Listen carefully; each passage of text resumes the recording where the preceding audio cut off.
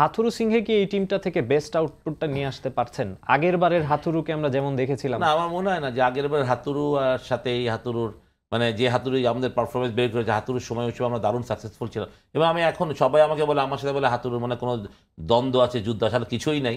আমি তাকে দারুণভাবে রেসপেক্ট করি অ্যাজ এ কোচ। তার কোচিং অ্যাবিলিটি ওয়াজ এক্সিলেন্ট, তার প্ল্যানিং ওয়াজ এক্সিলেন্ট। বাট আমি সবসময় একটা কথাই বলি, যেটা মানুষ ভুল করে, ভুল বুঝে, আমি বলি তার ম্যানেজমেন্টের কথা। তার আগে ছিল, তার একটা ছিল যে সে এগ্রেসিভ ছিল, উইচ ইজ আই লাইক, যে রাগ করতো, হেরে গেলে একটু মেজাজ খারাপ করতো। কিন্তু এখন সেটার থেকে বেশি হয়ে তার ডিক্টেটরশিপ।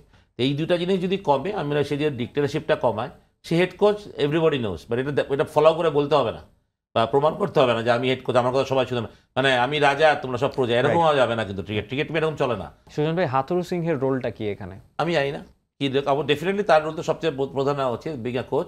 যে এবং আমার কথা হলো যে এগুলা সিলেক্টরদের প্রশ্ন করা উচিত যে আমি তোমাকে এই প্লেয়ারটা দিব, তুমি কি আসলে খেলাবা নাকি না খেলাবা।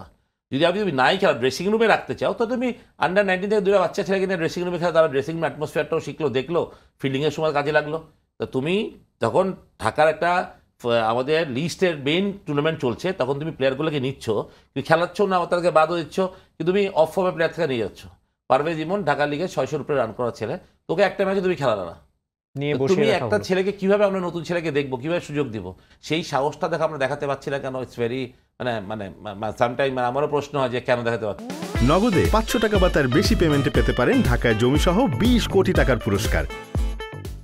আপনি যখন ন্যাশনাল টিমের সঙ্গে ছিলেন টিম ডিরেক্টর হিসেবে বা বিভিন্ন সময় কোচ হিসেবেও ছিলেন, তখন কিন্তু এই সাহসগুলো দেখানোর আমরা দেখেছি, আপনি চেষ্টা করেছেন, কিন্তু এখন সেটা কেন হচ্ছে না? আমি দেখেছি, এবার আমি লাস্ট ওয়ার্ল্ড কাপ থেকে দেখাতে পারছি না আর কি।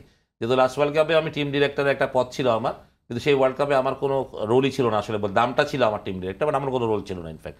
যার ফলে ওই ওয়ার্ল্ড কাপেও অনেকগুলা জিনিস যেটা হয়েছে সেটা আমি বলতে পারিনি। যেটা আমার, এটার কারণ কি?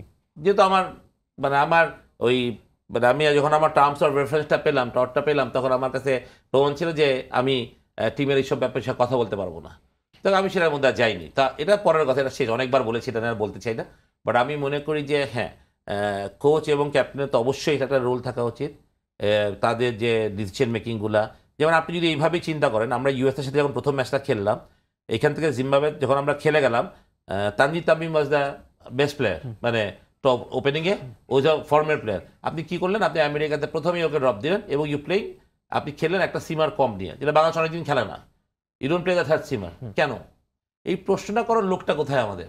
রাইট, মানে এই জবাবদিহিটা চাওয়ার লোকটা কোথায়? আমার কথা, আপনি সৌম্য আর লিটনকে তো দেখার কিছু নাই, দে আর প্রুভেন, তারা জানেন। আপনি তাদেরকে নিয়ে গেছেন, লিটন একটু অফ ফর্মে আছে, লিটনকে আপনি সময় নিয়ে খেলান, তাড়াহুড়া তো কিছু না।